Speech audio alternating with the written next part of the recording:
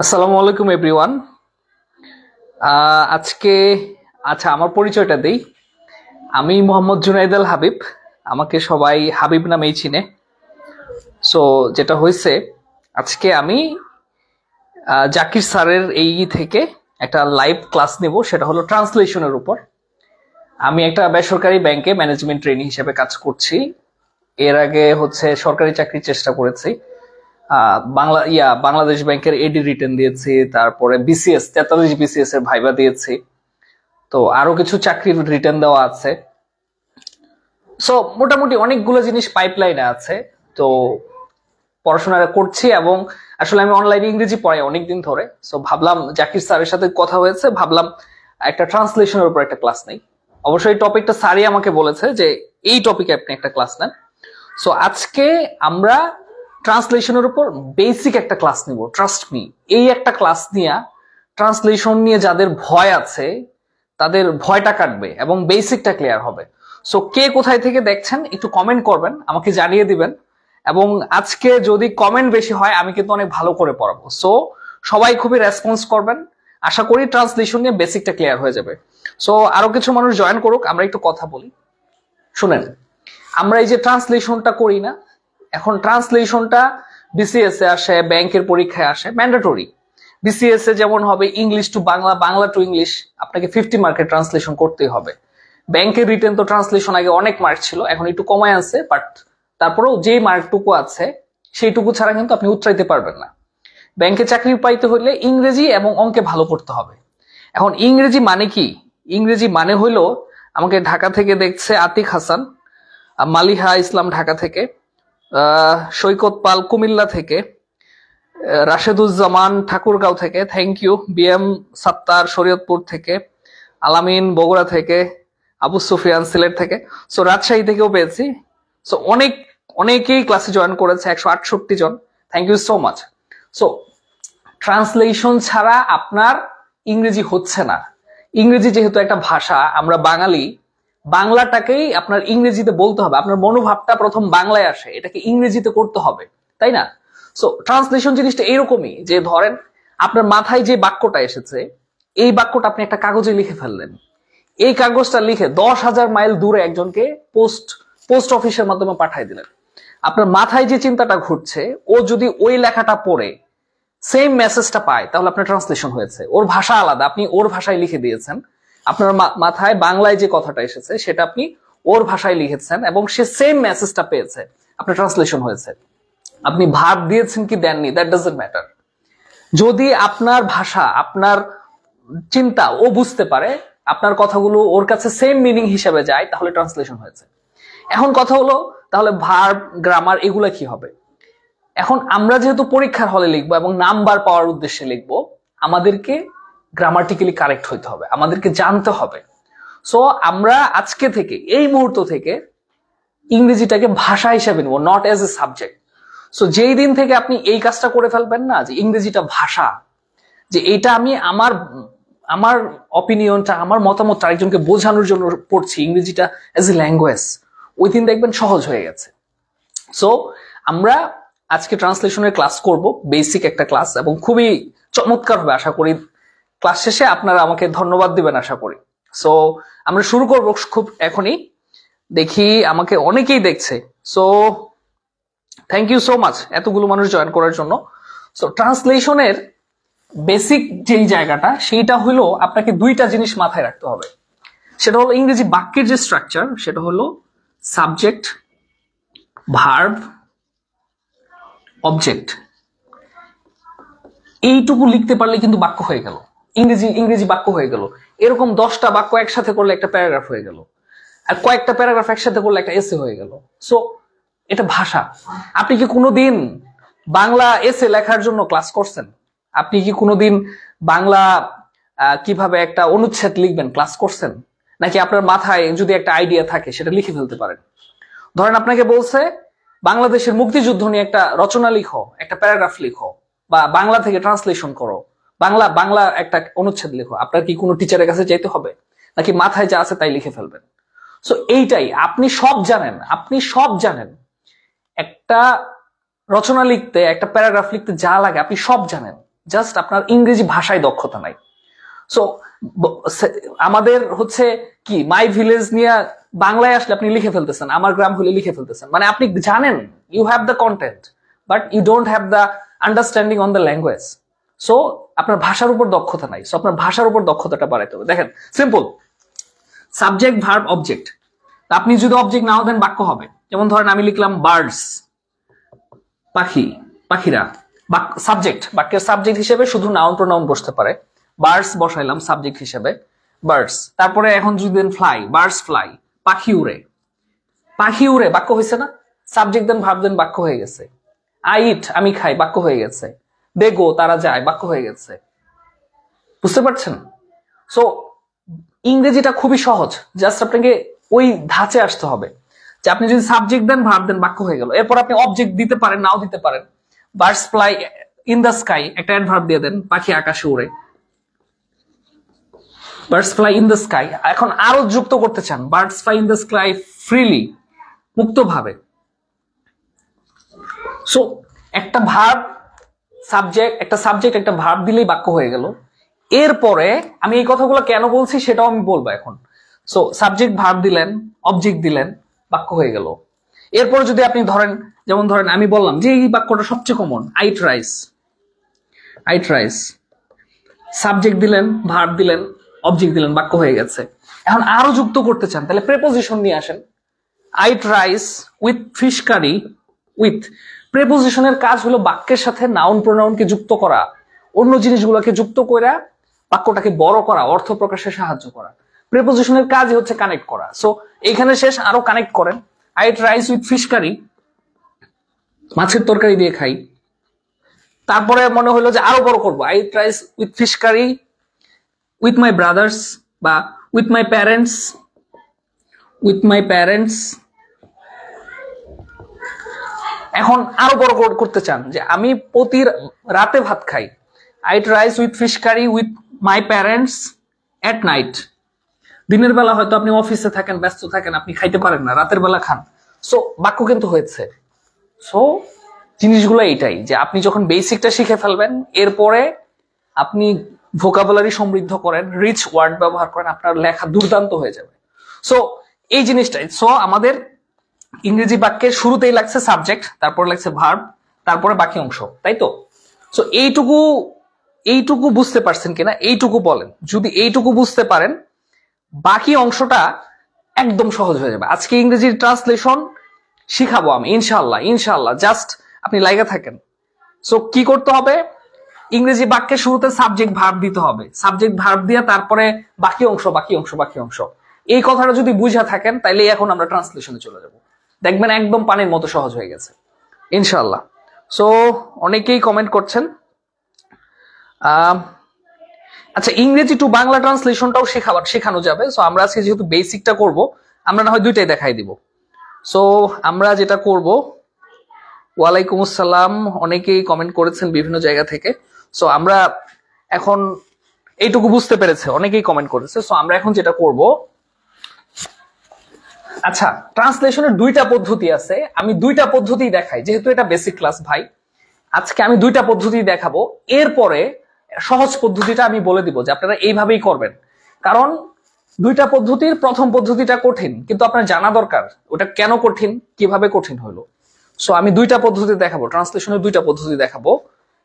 আপনারা তারপর ডিসাইড করবেন যে কোনটা নিয়ে আপনি পরীক্ষার হলে করবেন। কারণ পরীক্ষার হলে সময় থাকে না, আর ভাবানুবাদ করতে হবে। আক্ষরিক অনুবাদ করলে আপনি কখনোই পরীক্ষার হলে টাইমলি করতে পারবেন না, এবং আক্ষরিক অনুবাদ দরকার নাই। শুরুতেই যে কথা বলছি যে আপনার মাথায় যে মেসেজ, এই মেসেজটা যদি ওই মানুষটা পড়ে বুঝতে পারে, that's it, your translation is okay. So আক্ষরিক অনুবাদের দরকার নাই, ভাবানুবাদ করবেন, কাছাকাছি হইলেই হবে, বুঝাইতে পারলেই হবে। সো আপনি একটা শব্দ জানেন না, ওইটা অন্যভাবে বুঝাই দেন, মানে ওটা বুঝান আপনি। So that is translation. Okay, so এখন যেটা হবে, আমরা ট্রান্সলেশনের উপর প্রথম নিয়মটা দেখাবো। প্রথম নিয়মটা দেখানোর জন্য আমাদের যে জিনিসটা লাগবে, MPTR, এই জিনিসটা বুঝতে হবে। Manner place time reason, manner place time reason, এই জিনিসটা বুঝতে হবে। দেখেন ইংরেজি বাক্যটা কিভাবে হবে, বাংলা বাক্য আছে সেটাকে আমরা কিভাবে নিয়ে আসবো। প্রথমেই সাবজেক্ট দিব, ভার্ব দিব, সাবজেক্ট দিলাম, ভার্ব দিলাম। আমি বলে দিব বাংলা বাক্যে সবার শেষে ভার্ব থাকে, ভার্বকে প্রশ্ন করলেই সাবজেক্ট পাওয়া যায়। আচ্ছা, সাবজেক্ট দিলাম, ভার্ব দিলাম। অবজেক্ট আবার দুই প্রকার হয়, অবজেক্ট দুই প্রকার হয়, একটা ব্যক্তিবাচক অবজেক্ট প্লাস বস্তুবাচক অবজেক্ট।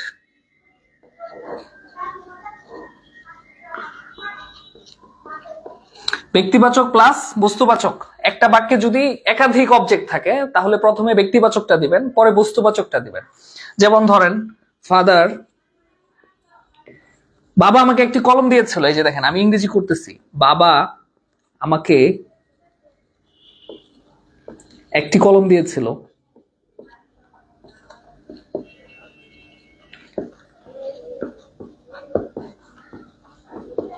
বাবা আমাকে একটি কলম দিয়েছিল। সবসময় মনে রাখবেন বাংলা বাক্যের সবার শেষে ভার্ব থাকে, আর ইংরেজি বাক্যে কি লাগবে, সাবজেক্ট প্লাস ভার্ব লাগবে। দিয়েছিল, কে দিয়েছিল, বাংলা বাক্যে সবার শেষে ভার্ব থাকে, সবার শেষে যে শব্দটা সেটাই ভার্ব। আপনি ধরেন আমি ভাত খাই, খাই হলো ভার্ব। আমি স্কুলে যাই, যাই হলো ভার্ব। দিয়েছিল হলো ভার্ব। কে দিয়েছিল, বাবা। So father, father is the subject, subject লিখে ফেলছি। ভার্ব দিয়েছিল, গেভ, ফাদার গেভ। এখন কি আসবে, আমাদের অনুযায়ী ব্যক্তিবাচক বস্তুবাচক অবজেক্ট আসবে। আমাকে একটি কলম, কাকে দিয়েছিল, আমাকে। তাহলে আমি প্রথমে লিখবো কি, ব্যক্তিবাচক অবজেক্টটা লিখবো। বাবা আমাকে একটি কলম দিয়েছিল, তাইলে সাবজেক্ট ভার্ব, এখন অবজেক্ট আনবো। সো দুইটা অবজেক্ট আছে, একটা আছে ব্যক্তিবাচক, একটা বস্তুবাচক। আমরা ব্যক্তিবাচকটা আনবো। ফাদার গেভ আমাকে, তাহলে মি, ভার্বের পরে প্রোনাউনের অবজেক্টিভ ফর্ম বসে। Father gave me a pen, বাবা আমাকে একটি কলম দিয়েছিল। সো আমাদের মূল স্ট্রাকচারটা শেষ, সাবজেক্ট ভার্ব অবজেক্ট আমরা লিখে ফেলছি। অবজেক্ট একাধিক থাকলে ব্যক্তিবাচকটা আগে বসবে। আর এখন যদি আপনি এটা অল্টার করতে চান, ধরেন আপনি বস্তুবাচকটা আগে আনবেন, তাহলে ব্যক্তিবাচকের আগে একটা প্রেপোজিশন দিতে হবে। Father gave a pen to me, দুইটাই কারেক্ট। সো নর্মালি যেটা হবে, আমরা ঝামেলায় কেন যাব, প্রথমে ব্যক্তিবাচক অবজেক্ট দিব, পরে বস্তুবাচক দিব, এটাই সুন্দর শোনায়। Father gave me a pen অথবা father gave a pen to me. আপনি যদি অবজেক্টের ক্ষেত্রে বস্তুবাচকটাকে আগে আনতে চান তাহলে ব্যক্তিবাচকের আগে প্রেপোজিশন দিতে হবে। So father gave a pen, gave me a pen, এইটুকুই আমরা লিখলাম। এখন সাবজেক্ট ভার্ব অবজেক্টের পরে যা আসবে তাকে আমরা এই নিয়মে বসাবো, manner place time reason. Father gave me, এখন ধরেন এখানে আমি আরেকটু যুক্ত করতেছি, এই বাক্যটা আমি লিখতেছি, বাবা গোপনে, বাবা গোপনে কলেজ প্রাঙ্গণে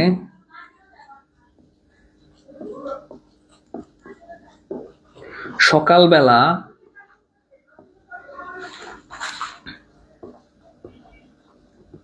পরীক্ষার জন্য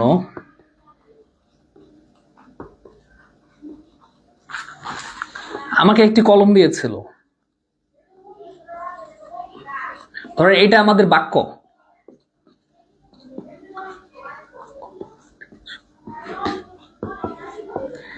এই বাক্যটাই আমরা ট্রান্সলেশন করব।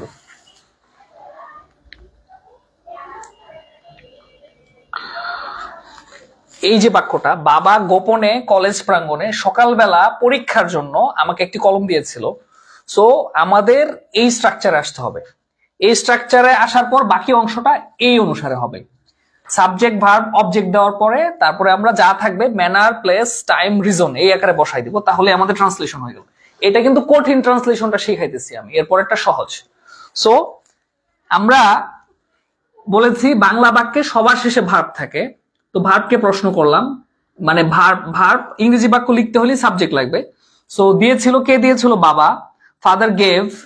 ফাদার গেভ সাবজেক্ট আর ভার্ব লিখে ফেলছি। এরপরে আমাকে একটি কলম, তাহলে গেভ মি এ পেন। এই যে এইটুকু লেখার পরে বাকি যা আছে, এই যে জিনিসটুকু আছে, এটা আমরা কোন ফরম্যাটে লিখবো? এইটুকু আমরা লিখবো এই ফরম্যাটে। প্রথমে লিখবো ম্যানার, অ্যাডভার্ব অফ ম্যানার, মানে কিভাবে, ধরনে, দ্রুত গতিতে, গোপনে, লুকিয়ে, প্রকাশ্যে, মানে ধরন, ধরন, এই কাজটার ধরনটা দিয়েছিল কিভাবে, গোপনে। তাহলে হাউ, হাউ দিয়ে প্রশ্ন করলে ম্যানার জানা যায়, অ্যাডভার্ব অফ ম্যানার জানা যায়। সো এরপরে আমাদের বের করে নিতে হবে কিভাবে ম্যানার, ম্যানার আছে যে গোপনে।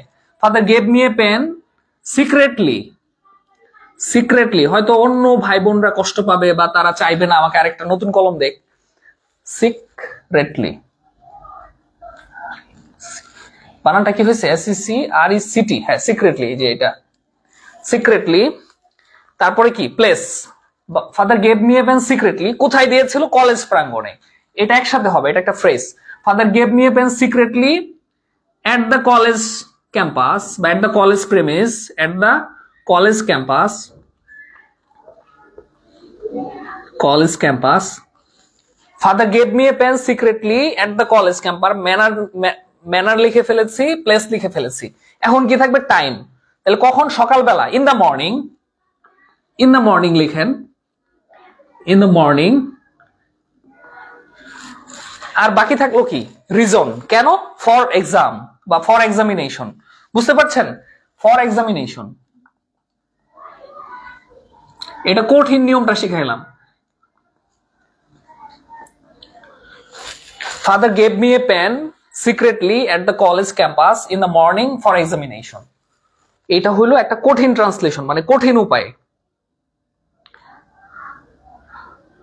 এটা কি বুঝতে পারছেন এই কথাটা আপনারা? আমি যে এই ট্রান্সলেশনটা করলাম, যে সাবজেক্ট দিলাম, ভার্ব দিলাম, ব্যক্তিবাচক অবজেক্ট, ব্যক্তি বস্তুবাচক অবজেক্ট দিয়ে, তারপরে যা ছিল কলেজ প্রাঙ্গণে সকালবেলা পরীক্ষার জন্য, এইটাকে আমরা এই সিরিয়ালে লিখে দিছি। প্রথমে লিখছি ম্যানার, এরপর লিখছি প্লেস, এরপর লিখছি টাইম, ফাইনালি লিখছি রিজন। সো ট্রান্সলেশন কিন্তু হয়ে গেছে। এটা বুঝছেন কিনা সবাই একটু কমেন্ট করে লিখেন যে বুঝেছি, বা এই টাইপ কিছু একটা কমেন্ট করেন। এটা হলো কঠিন ট্রান্সলেশন। এরপরে যেটা শেখাবো এটাই সহজ, এবং এটাই আপনার পরীক্ষার হলে করবেন। এটা পরীক্ষার হলে করা যাবে না। এটা তারা করবে যারা অনেক প্রো হয়ে গেছে, মানে সেন্টেন্স দেখলেই বুঝে ফেলবে যে এটা এটা এটা এটা। শুনেন, আপনারা যে ট্রান্সলেশন শিখবেন, ভাই রাইট ফ্রম অফ ভার্বসটা পড়ে আইসেন। বিশ্বাস করেন, রাইট ফ্রম অফ ভার্বস যে ভালো করে পড়বে না, সে কোনোদিন ইংরেজিতে, সরি ভুল বললাম, যারা পার্টস অফ স্পিচ খুব ভালো করে পড়বে না, তারা কোনোদিন ইংরেজিতে প্রো হবে না। আপনি যতই ভোকাবুলারি শিখেন, এটা শিখেন, ওটা শিখেন, আপনি ইংরেজি লেখায় কোনোদিন দক্ষ হবেন না। দেখেন, আপনি বলেন আমি টেন্স পারি না, আমি ভয়েস পারি না, আমি ন্যারেশন পারি না। আরে ভাই, টেন্স, ভয়েস, ন্যারেশনের মূল কাজই হলো ভার্ব থেকে। সো ভার্ব যদি ভালো করে না বুঝেন, তাহলে আপনি টেন্স কেমনে বুঝবেন? টেন্সের মূল কাজই তো ভার্ব দিয়ে, ভার্ব দিয়েই টেন্স চেঞ্জ হয়। প্রেজেন্ট থেকে পাস্ট হইতেছে কিভাবে? ভার্ব দিয়ে। এখন ভার্ব তো একা বসতে পারে না, ভার্ব সাবজেক্ট ছাড়া ভার্ব কেমনে বসবে? সাবজেক্ট হিসেবে কে কে বসে? নাউন প্রোনাউন বসে। সো নাউন প্রোনাউন সাবজেক্ট হিসেবে বসাইলেন, ভার্ব বুঝলেন, ভার্ব বুঝলে টেন্স বুঝবেন, টেন্স বুঝলে ভয়েস বুঝবেন, ন্যারেশন বুঝবেন, সব বুঝবেন। সো ইংরেজিতে যদি দক্ষ হইতে চান, খালি রাইট ফর্ম অফ ভার্বসটা খুব ভালো করে পড়েন, তারপরে বাকি যে গ্রামার আছে না, ওগুলো একদম শেষ হয়ে যাবে। So right form of, sorry, parts of স্পিচটা খুব ভালো করে পড়বেন। এই 8টা টপিক আপনারা যদি 1 মাস 2 মাস সময় দিয়ে ভালো করে আয়ত্ত করে ফেলেন, দেখবেন ইংরেজি গ্রামারে কোনোদিন আর আপনাদের সমস্যা থাকবে না। এই সাবজেক্ট ভার্ব এগ্রিমেন্ট বলেন, রাইট ফর্ম অফ ভার্ব বলেন, টেন্স বলেন, এভরিথিং ক্লিয়ার হয়ে যাবে। আর আরেকটা কথা আমি সবসময় বলি, সেটা হলো ইংরেজি যদি 100 হয়, ইফ ইংলিশ ইজ 100, ইংরেজি যদি 100 হয়, ইংরেজি যদি 100 মার্ক, মানে 100 ধরেন ইংরেজি স্কোরটা 100, সেই 100-র মধ্যে ভোকাবুলারির দখল হইতেছে, ভোকাবুলারি 60%, গ্রামার মাত্র 40%। গ্রামারের ভূমিকা ইংরেজি ভাষায়, গ্রামার হলো 40%। আমার একটা ভাইয়া স্যামসাং এ চাকরি করতো, বুঝছেন, স্যামসাং এর এইচআর হেড ছিল, এখন সে ইয়েতে চলে আসছে, বার্জার পেইন্টের এইচআর হেড হিসেবে আসছে। সো স্যামসাং এ অনেকগুলা বিদেশি কাজ করে, কোরিয়ান লোকজন এসে কাজ করে। সো ওইখানকার যে দারোয়ান গুলশানে, সে কিন্তু ইংরেজি পারে না, সে শুধু বলে কাম গো। কেউ যখন আইসা জিজ্ঞেস করে অমুক আসছে, সে বলে হ্যাঁ কাম, আবার বলে গো, অমুক আছে গো, মানে বলে চলে গেছে। সো কাম গো দিয়ে কিন্তু ভাষা বুঝাই দিচ্ছে, মানে ওর মেসেজ ক্লিয়ার। সো আপনি যদি ভোকাবুলারি না পারেন, গ্রামার দিয়ে কোনো লাভ নাই। ভোকাবুলারি শিখতে হবে, 2-3 হাজার ভোকাবুলারি শিখতে হবে, সিলেক্টেড 2-3 হাজার ভোকাবুলারি শিখলেই এনাফ। আর গ্রামারটা লাগবে, কারণ আপনি যেহেতু পরীক্ষার হলে বসবেন, আপনি যেহেতু বিজনেস কমিউনিকেশন করবেন, আপনি ব্যাংকে চাকরি করেন, সরকারি চাকরি করেন, ফার্স্ট ক্লাস চাকরিগুলা কি হবে, হয়তো আপনার লেখাটাই হয়তো বিদেশ চলে যাবে, অন্য কোনো একটা অ্যাপ্লিকেশন যাবে, কোথাও একটা দরখাস্ত দাখিল হবে। সো গভর্নমেন্টের অফিসিয়ালদের কাজগুলা কিন্তু শুদ্ধ ইংরেজিতে লিখতে হবে, ওই জন্য আমার গ্রামার লাগবে। আপনি শুধু ভোকাবুলারি দিয়ে মনোভাব প্রকাশ করতে পারবেন, ওরাল কমিউনিকেশন হবে, বাট রিটেন কমিউনিকেশনের জন্য আপনার গ্রামার লাগবে। সো এই গ্রামার হলো 60%, 40%। এই গ্রামারের যে 40%, এটার মধ্যে শুধু পার্টস অফ স্পিচে 60%। এই যে গ্রামার যে 40%, সেইখানে শুধু পার্টস অফ স্পিচের ভূমিকা 60%। কেউ যদি পার্টস অফ স্পিচটা ভালো করে শিখে, সে অন্যগুলো এমনিই পারবে। সো ভোকাবুলারিতে গুরুত্ব দিতে হবে, আর গ্রামারে প্রো হইতে হইলে পার্টস অফ স্পিচে গুরুত্ব দিতে হবে। আমার কথা যদি বুঝা থাকেন ভাই, আপনার ইংরেজি শেখার যাত্রা সহজ হবে। এই ট্রান্সলেশন বলেন, হাবিজাবি যাই বলেন, সবকিছু এই পার্টস অফ স্পিচ রিলেটেড। কিভাবে? ওই যে আবার আসেন, সাবজেক্ট ভার্ব অবজেক্ট। সাবজেক্ট, এখন আসেন আমরা সহজ নিয়মটা, আমি দ্রুত গতিতে পড়াচ্ছি কিনা সেটাও বলবেন, মানে আপনাদের কমেন্ট গুলাই হয়তো আমরা নেক্সট ক্লাসে ইমপ্লিমেন্ট করব, ঠিক আছে? সো আচ্ছা, এখন যে সহজ যে উপায়টা, সেটা হলো আমরা তো বেসিক স্ট্রাকচার শিখে ফেলছি। দুনিয়া যতদিন থাকবে ইংরেজি স্ট্রাকচার একটাই, সাবজেক্ট ভার্বের কাজ কে করে প্রশ্ন করলে সাবজেক্টে চলে আসবো, সাবজেক্টটা নিব, ভার্বটা নিব, ঠিক আছে? এরপরেরটা দেখাইতেছি, চলেন। আচ্ছা, আমি একটা বাক্য লিখি। আমি এইটা হলো, এটা প্রবাসী কল্যাণ ব্যাংক 2014, মানে আমার কাছে র্যান্ডমলি মানে একটা প্রশ্ন আছে, আমি এটা একটু একটা বাক্য লিখে দেখাচ্ছি যে 1971 সালের 2 মার্চ। আমরা চাইলে আরো সহজ বাক্যে চাইতে পারি, এটা দিয়ে এটা একটা দেখে আপনারা বুঝেন কিনা দেখেন। 1971 সালের 2 মার্চ ঢাকা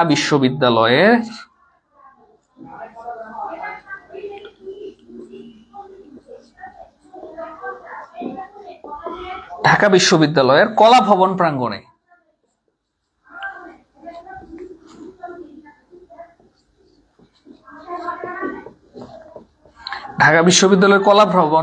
প্রাঙ্গণে এক ঐতিহাসিক সভায় প্রথম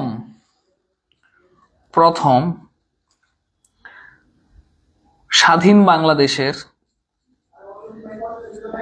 এটা প্রবাসী কল্যাণ ব্যাংকের একটা ট্রান্সলেশন বাংলা থেকে ইংরেজি, স্বাধীন বাংলাদেশের জাতীয় পতাকা উত্তোলন করা হয়। এই বাক্যে বলতে হবে ভার্ব কোনটা, সাবজেক্ট কোনটা। আমি একটু বলে দিই, এটা একটু প্যাসিভে আছে, সেটাও কোনো সমস্যা না, উত্তোলন করা হয়। এইখানে আমরা সহজ উপায়টা ফলো করব, এই ট্রান্সলেশনটা আমরা কি করব, সহজ উপায়ে করব।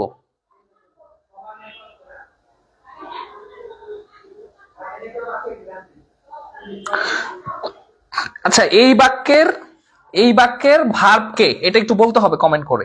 এই বাক্যের ভার্ব কে, ভার্ব কোনটা? আমি বলেছি বাংলা বাক্যে ভার্ব থাকে কোথায়? বাংলা বাক্যে ভার্ব থাকে একদম শেষে, বাংলা বাক্যের সবার শেষে ভার্ব থাকে। সো আমরা ভার্ব হলো উত্তোলন করা হয়, এটা হলো কি? আচ্ছা, সিক্রেটলি অনেক কমেন্ট। আচ্ছা,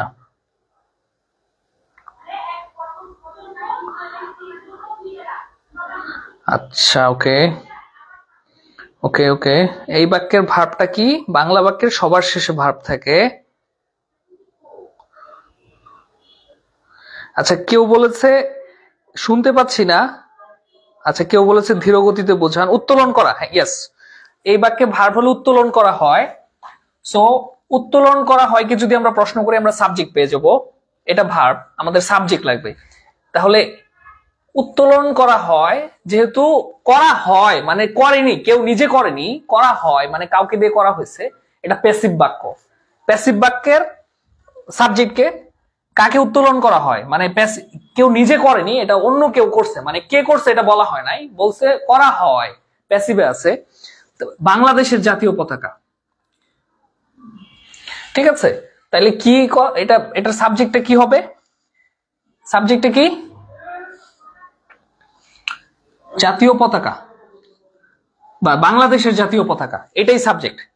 এবং মনে রাখবেন আপনারা যখন ট্রান্সলেশন করবেন যে অংশটা একসাথে, সেটা একসাথে নিতে হবে, ফ্রেজটা একসাথে নিতে হবে। যেমন বাংলাদেশের জাতীয় পতাকা, এটা একটা ফ্রেজ, এটা আপনি কিছুদিন ট্রান্সলেশন করলেই বুঝতে পারবেন। সো বাংলাদেশের জাতীয় পতাকা এটা একটা ফ্রেজ, এটাকে একসাথে লিখবো, তাহলে এটা সাবজেক্ট, আমরা সাবজেক্ট লিখবো। The national flag of Bangladesh, the national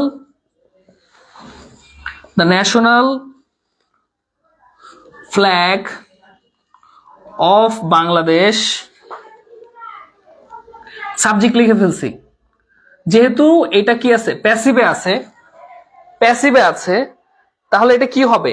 এখন ধরেন কেউ ড্র লিখছেন, উত্তোলন করা, এখানে উত্তোলন মানে তুলে ফেলা না, ড্র মানে তুলে ফেলা, ড্র মানে কোনো কিছু তোলা, আঁকা, এখানে ওই অর্থ হবে। উত্তোলন করা মানে হোয়েস্টেড, বা আপনি ড্র দিলেও হবে, কিন্তু এখানে হোয়েস্ট দেওয়াই ভালো। হোয়েস্ট মানে এই যে HOIST, হোয়েস্ট মানে উত্তোলন করা, পতাকা উত্তোলন করার অর্থে এই শব্দটা ব্যবহৃত হয়, বা আপনি ওটা দিলেও হবে, বুঝাইতে পারলেই হবে। প্যাসিভে আছে the national flag of Bangladesh, subject লিখলাম, এইটুকু শেষ।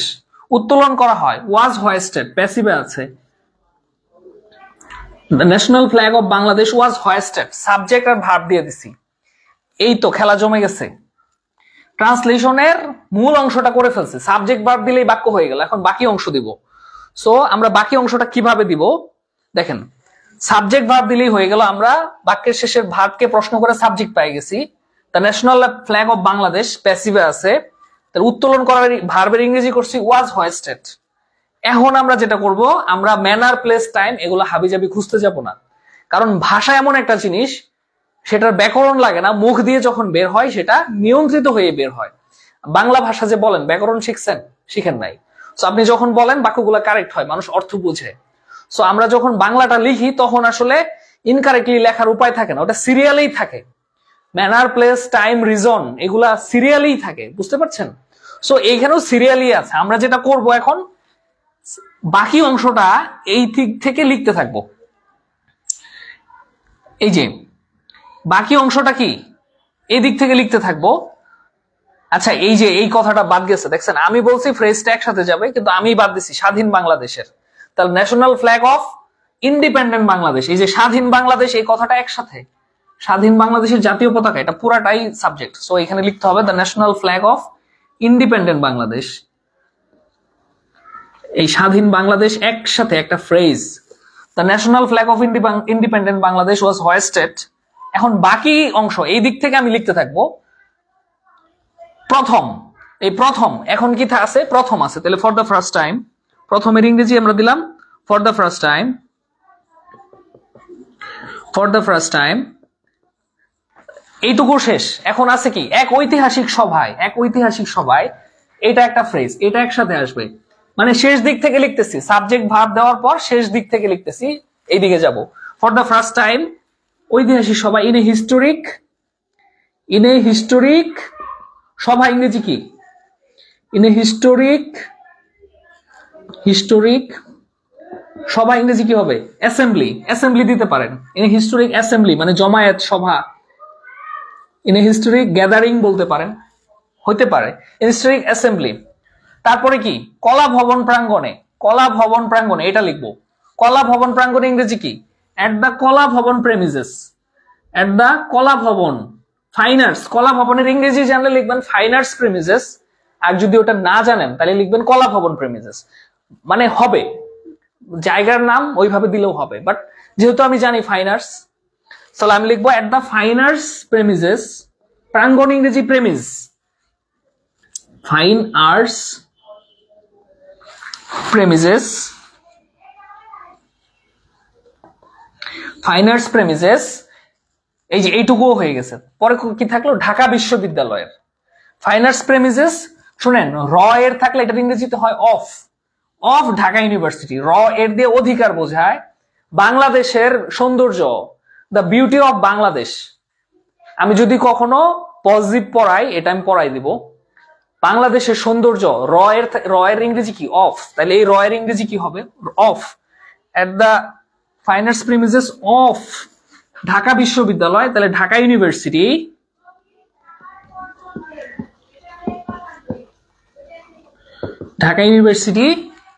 কবে? 2 March, on 2nd March, on March 2 বা 2nd মার্চ 1971 সালের, ইন 1971। এই যে 19 সালের আগে ইন দিতে হয়, আর দিনে মানে দিনের নাম বারের নামের আগে অন দিতে হয়। তাহলে দেখেন আমরা কি করেছি। আচ্ছা, বুঝতে পারছে কিনা মানুষজন আমার কথা? আমি যে ট্রান্সলেশনটা করছি আপনারা কি বুঝতে পারছেন? এই যে ট্রান্সলেশনটা করলাম, এটা কি বোঝা যাচ্ছে? ইয়েস, এই যে আজবাহার আলী